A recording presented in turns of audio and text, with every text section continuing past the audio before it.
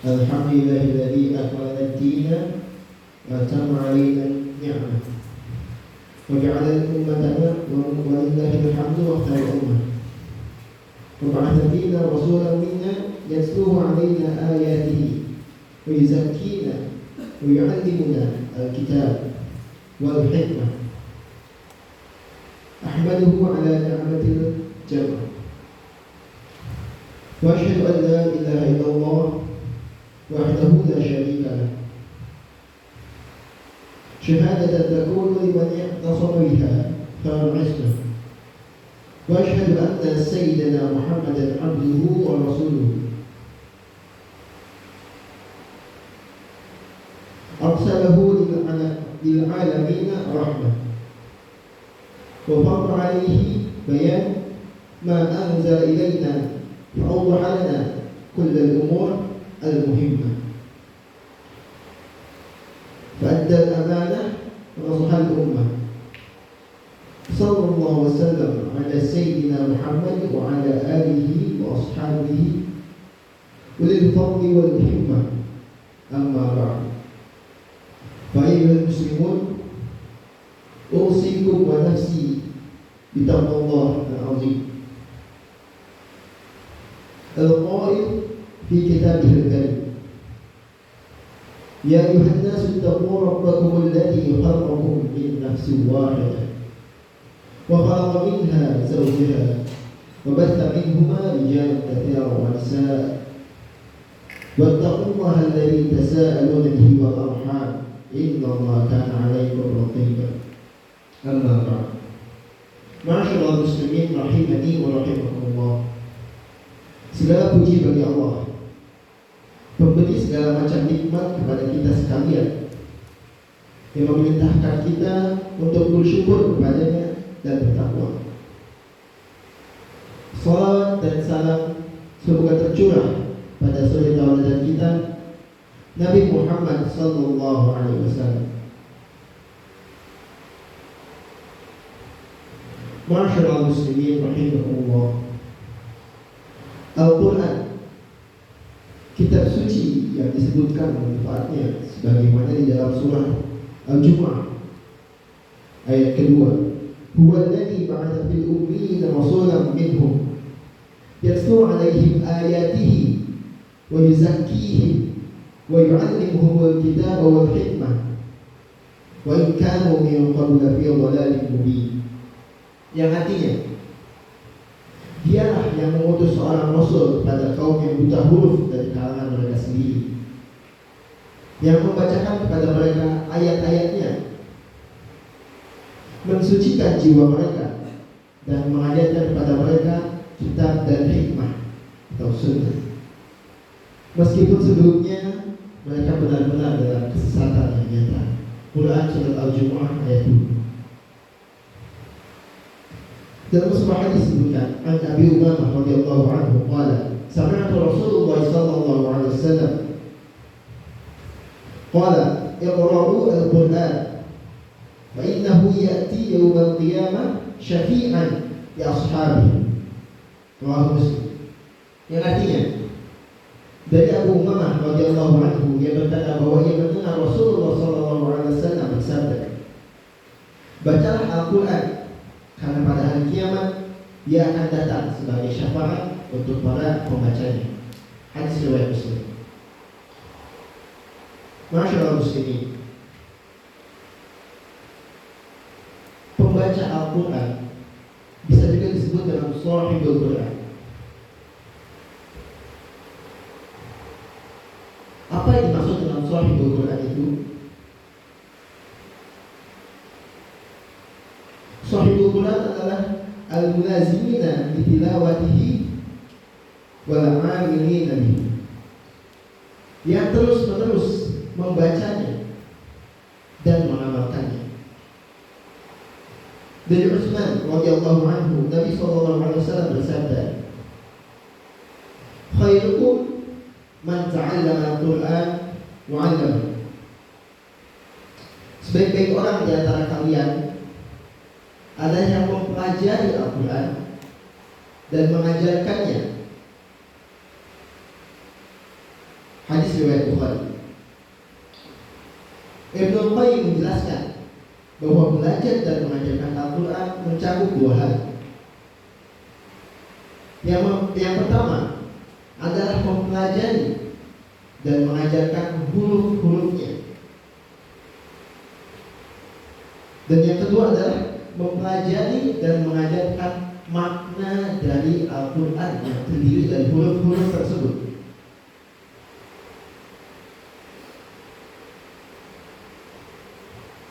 Dalam kitabnya Ibtida'ul Sa'adah, beliau juga menjelaskan bahwa aspek yang kedua ini lebih utama dibandingkan aspek yang pertama. Karena makna itulah yang dimaksud tujuan mempelajari Al-Quran. Sedangkan lafaz atau huruf-hurufnya hanyalah sebagai wasilah atau perantara dari bagaimana kita mempelajari Al-Quran. Dalam hadis yang telah saya sebutkan sebelumnya, ada lafaz syafi'an, yaitu yang memberikan syafaat.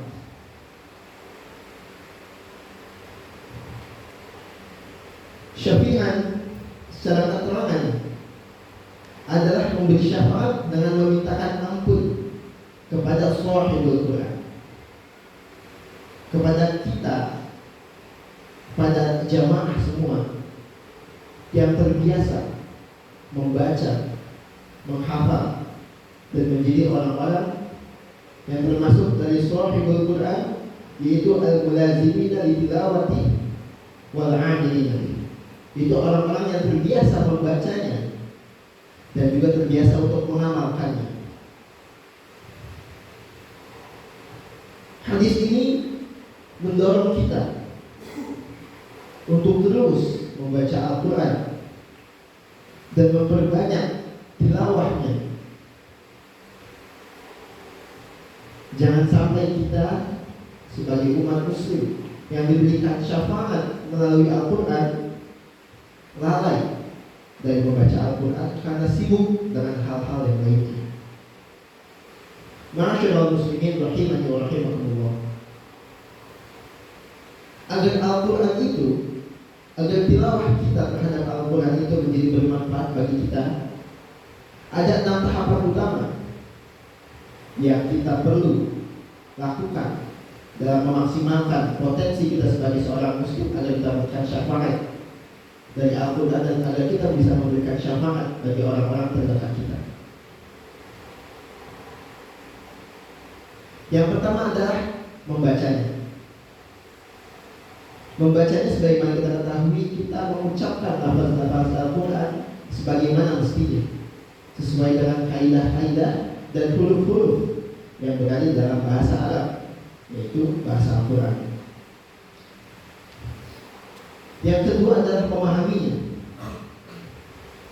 Memahaminya adalah kita mengerti apa ayat-ayat, kata-kata yang telah kita ucapkan ketika kita membaca Al-Quran, dengan memahami dengan bahasa kita sendiri, yaitu bahasa Indonesia. Dengan kita memahami Al-Quran, kita akan bisa lebih lancar, lebih paham, dan lebih menghayati dalam apa yang sudah kita baca di dalam Al-Quran. Tahapan yang ketiga adalah menguasai bahasanya, yaitu bahasa Arab. Kenapa seperti itu? Karena dengan kita membaca bahasa Arab yang ada di dalam Al-Quran, begitu kita memahami bahasa tersebut, setiap ada bacaan Al-Quran yang kita dengar, kita akan mampu memahaminya bahkan tanpa membaca terjemahannya. Ketika kita mendengar kalimat Allahu Akbar, Nah, kita paham betul bahwa tidak ada hal atau zat apapun yang lebih besar dibandingkan Allah Subhanahu wa taala. Karena lafaz akbar itu adalah isim tafdhil. Itu isim yang mendahului atau melebihi isim biasanya itu kabir atau besar. Maka akbar adalah paling besar. Itu adalah salah satu contoh dari bagaimana kita memahami bahasa Arab sebagai bahasa Al-Quran. Yang keempat adalah mempelajari tafsirnya. Karena dengan kita mempelajari tafsirnya, kita akan mengetahui dan paham betul kenapa ayat tersebut diturunkan. Untuk apa ayat tersebut diturunkan? Bagaimana situasi ketika ayat tersebut diturunkan? Dan dengan ini kita bisa lebih menghayati dan memahami makna-makna yang tersirat maupun tersurat yang berada di ayat tersebut. Yang selanjutnya adalah mentadabburinya, menghayatinya atau merenungkannya. Tahapan ini adalah tahap di mana kita berkontemplasi, tahapan di mana kita mencoba memahami secara sepenuhnya bagaimana ayat tersebut dapat kita lakukan 1400 tahun kemudian setelah ayat tersebut diturunkan. Dari mana kita memahami bahwa dari kalau kita berawai bafi hudan lil muttaqin, bahwa kitab ini sebuah kitab yang tiada keraguan di dalamnya, dan juga sebagai petunjuk bagi kita orang-orang yang bertakwa. Kita betul-betul memahami, mentadabburi, menghayati apa maksud dari ayat tersebut. Maka apabila kita telah mampu untuk mentadabburinya, memahami betul-betul, tahap selanjutnya adalah mengamalkannya.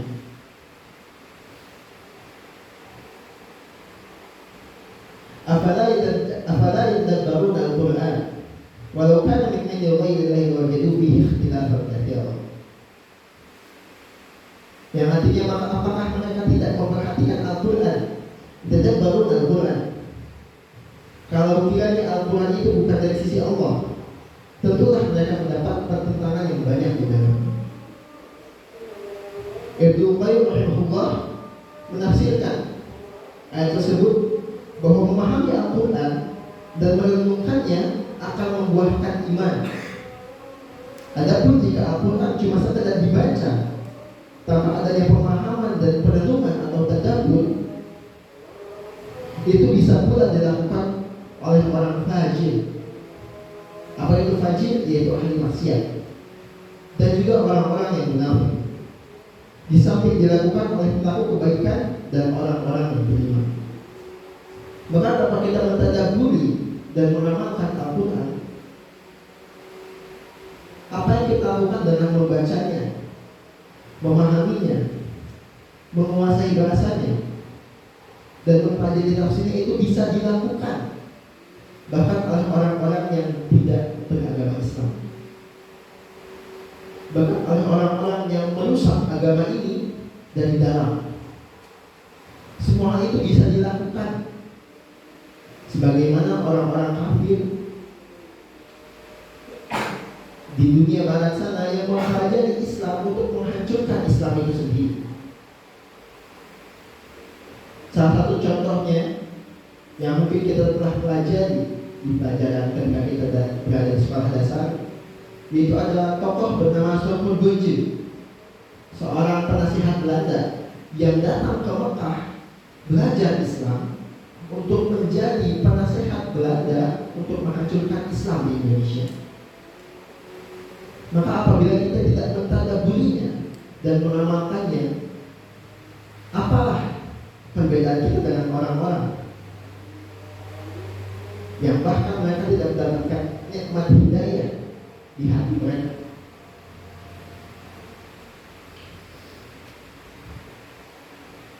Oleh karena itu, bagaimana cara tadabbur Al-Quran agar kita bisa meraih manfaat sebagai seorang mukmin dan muttaqi, sebagai orang-orang mukmin dan orang-orang bertakwa? Ibnu Qayyim rahimahullah mengatakan, apabila engkau ingin memetik manfaat dari Al-Quran, maka fokuskan hatimu saat membaca dan mendengarkannya. Pasang baik-baik telingamu dan posisikanlah diri seperti posisi orang yang diajak bicara langsung oleh zat yang berfirmankannya. Al-Quran ini makin sempurna pengaruhnya bergantung pada faktor pemberi pengaruh yang efektif, tempat yang kondusif, terpenuhinya syarat, terwujudnya pengaruh, dan ketiadaan faktor yang menghalanginya. Semua ini telah terkandung dalam firman Allah. Inna fi dzalika la dzikra liman kana lahu qalbun aw alqa as-sam'a wa huwa shahid. Yang artinya sesungguhnya pada yang demikian itu benar-benar mendapat peringatan bagi orang-orang yang mempunyai hati atau yang menggunakan pendengarannya sedang dia menyaksikannya. Quran surah Al-Qaf ayat 70. Quran surah Al-Qaf ayat 37.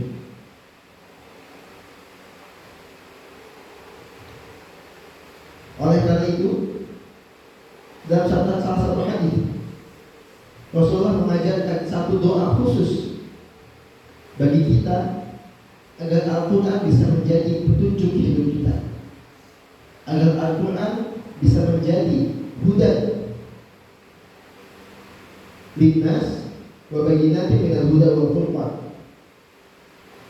Diriwayatkan dalam hadis riwayat Ahmad dengan lafaz Allahumma inni abdu ibnu amatik nasiyati biyadik madin fiha hukmuk adlun fiha qada'uk as'aluka bikulli ismin huwa sammaita bihi nafsak aw anzaltahu fi kitabik aw 'allamtahu ahadan min khalqik aw istaktharta bihi fi 'ilmin al-ghaibi 'indak an taj'ala al-Qur'ana rabi'a qulubina,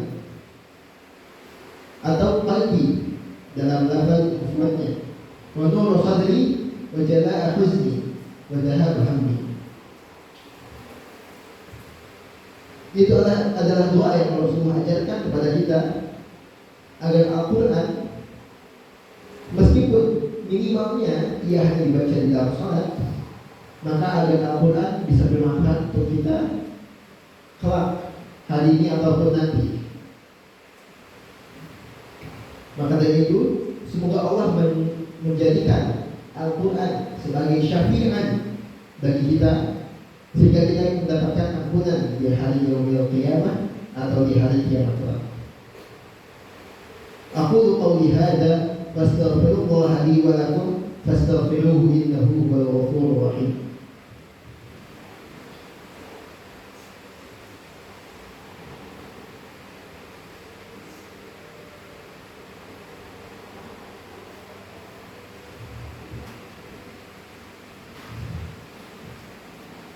Alhamdulillah wa kafa wa usalli wa usallim ala sayyidina Muhammad al-Mustafa wa ala alihi wa ashabihi ahli al-wafa. Ashhadu an la ilaha illallah wahdahu la sharika lah wa ashhadu anna sayyidina Muhammadan abduhu wa rasuluh, amma ba'd.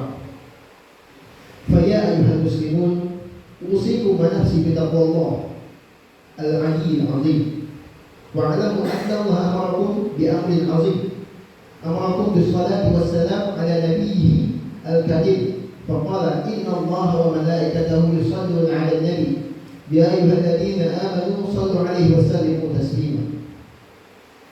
اللهم صل على محمد وعلى آل محمد كما صليت على إبراهيم وعلى آل إبراهيم إنك حميد مجيد، وبارك على محمد وعلى آل محمد كما باركت على إبراهيم وعلى آل إبراهيم إنك حميد مجيد. اللهم اغفر للمسلمين والمسلمات والمؤمنين والمؤمنات الأحياء منهم والأموات. ربنا لا تؤاخذنا إن نسينا أو أخطأنا. ربنا ولا تحمل علينا إصرا كما حملته على الذين من قبلنا. ربنا ولا تحملنا ما لا طاقة لنا به.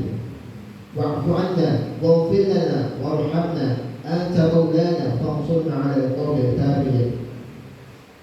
اللهم إنا نسألك الهدى والتقى والعفاف والغنى. اللهم اكفنا بحلالك عن حرامك واغننا بفضلك عمن سواك. اللهم إنا نعوذ بك من زوال نعمتك وتحول عافيتك وفجاءة نعمتك وفجاءة نقمتك وجميع سخطك.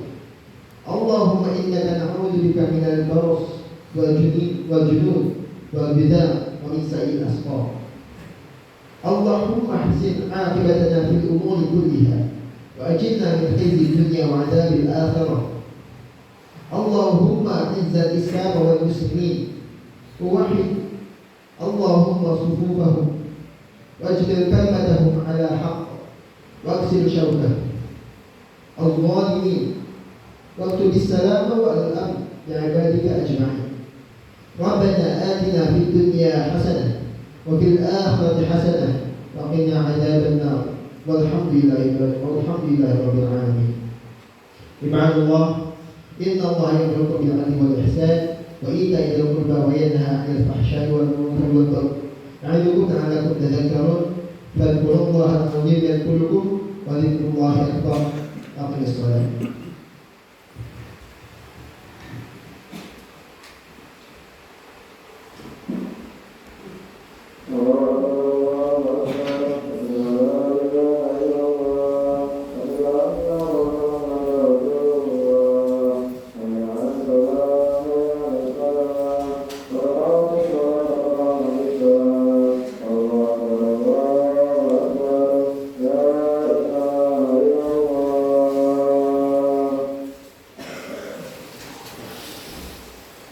Terus tapi aku jika kau katakan